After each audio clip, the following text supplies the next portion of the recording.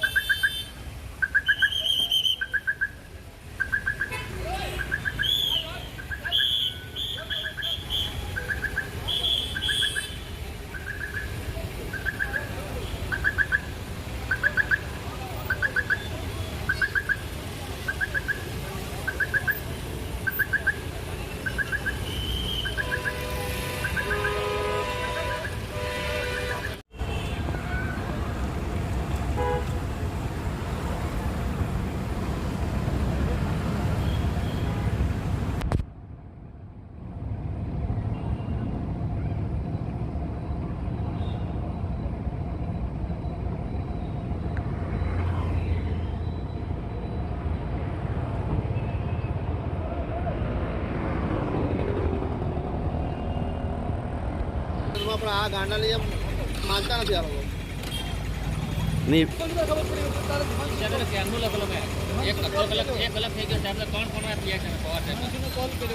बधी गाड़ी petrol pump पर रखने जाना तमाम गाड़ी कोई ड्राइवर बोले नहीं गाड़ी